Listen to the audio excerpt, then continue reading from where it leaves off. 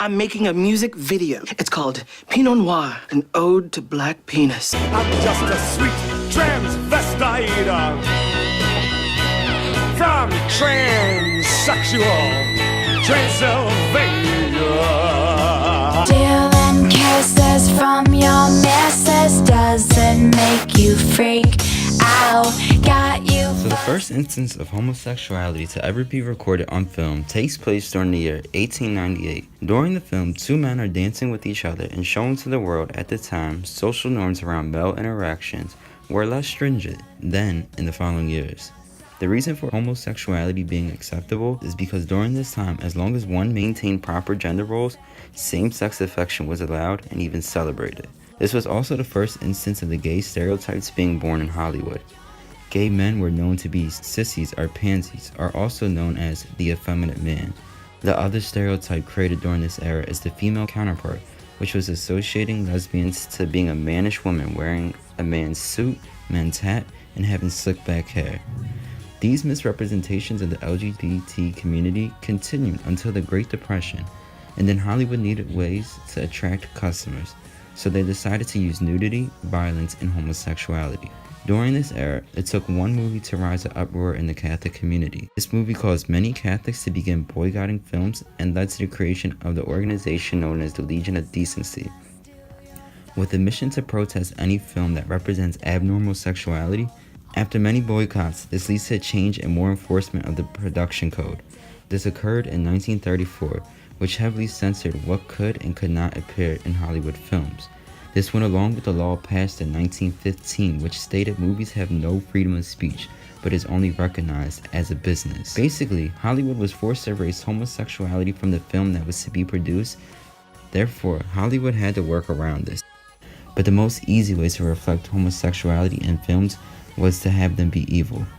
Homosexuality was reflected in characters who were murderers, Nazis, or drag serial killers. The lesbians were represented as hardened criminals or obsessive and creepy. Then during lunch, Ralph showed him some pornographic pictures. Jimmy knew he shouldn't be interested, but, well, he was curious. What Jimmy didn't know was that Ralph was sick, a sickness that was not visible like smallpox, but no less dangerous and contagious, a sickness of the mind. You see, Ralph was a homosexual, a person who demands an intimate relationship with members of their own sex. These early acts did not just burn homosexuality from the consciousness, but it made it appear bad and evil through its early representations. However, the representation would change in 1952 when the Supreme Court decided movies should have the freedom of speech. However, the representation became worse. Homosexuality became a self-hating and suiciding individual in every movie. It wasn't until the 70s where the LGBT community would have a huge leap forward in being depicted as normal and natural.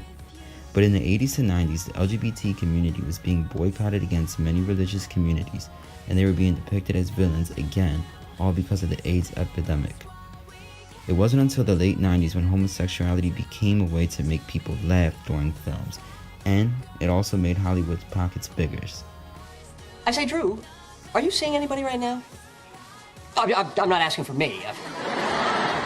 I'm not gay. I'm not asking you out. I'm not gay. I didn't think you were gay. I do now. Between the years of the 70s to the 90s, it is also important to note that there were no homoerotic scenes until the movie Brokeback Mountain. This was the very first film depicting a true gay relationship where either characters weren't meant to represent a form of gay stereotypes. In the 21st century, there is without a doubt much more LGBT representation in the media than the previous century. Although media may be becoming increasingly diverse, stereotypes persist nonetheless and are often reinforced by media. Gay men are often portrayed as flamboyant, dramatic, and effeminate. Media creates a divide in the representation of lesbians by either portraying lesbians as femme or butch, but never in between. In terms of the trans community, they are often represented as being in drag rather than being transgender. Now that Hollywood and film and in general the media have included, now you see a lot of commercials, specifically with two women or two men. Cooper, I am your father. No, no, no. I am your father. Oh. Seeing that, I think now is better. You know, a lot of our students they get validation. But I think, like, especially the people of my generation, you know, that was a struggle. You know, that's why a lot of people remained closeted. You know, it wasn't out there. There wasn't, and if it was, there were a lot of derogatory messages about it. Friends, family, we're gathered here today to join Carol and Susan in holy matrimony. Oh my God! Now I've seen everything. From my personal identity as identifying as a lesbian, there are a lot of stereotypes around us being athletic. We love sports. We're more like butch or manly as compared to, you know, the lipstick lesbians are less, you know, out there. Yeah, it's just because they told me that I had diabetes, high blood pressure, and high cholesterol at the same time. So basically, all I can eat is. There's a lot of stereotyping of gay men as being more effeminate, designers, and so I do think that through the media there is a lot of stereotyping, and that can be, you know, it's hurtful and it's not necessarily representative of the community and the people that make it up. I think more so in the last 10 years, there's been the insurgence of, you know, especially programs like Will and Grace or like Modern Family or like when Ellen came out and on her show. And I just think that over my lifetime, I think it's totally improved. I'm Ellen and I'm gay. LGBT representation in music grew in popularity in the 70s and 80s when androgynous artists such as David Bowie, Elton John, and Boy George came into the spotlight. Even today, there are many popular artists who are not afraid to embrace androgyny. Now, based on the demographics in our country and how they're shifting, that is a huge, you know, a huge issue when,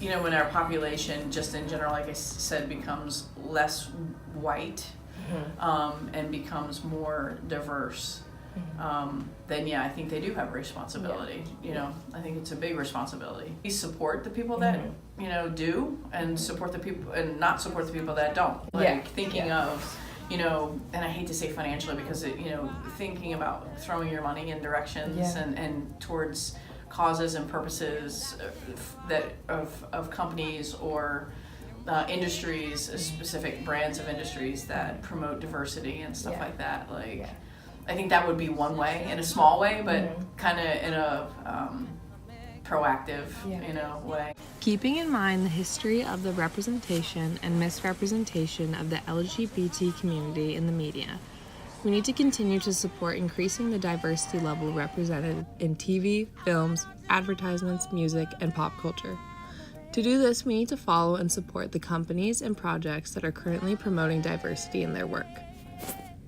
I think there's so many people that don't think that they can make change, and I think that you can, and it can be made on smaller scales that can ultimately impact larger scale change. Did you have to go to jail? But your house on up for sale. Did you get a good lawyer? I hope you didn't catch a thing. I hope you find the right man who'll fix it.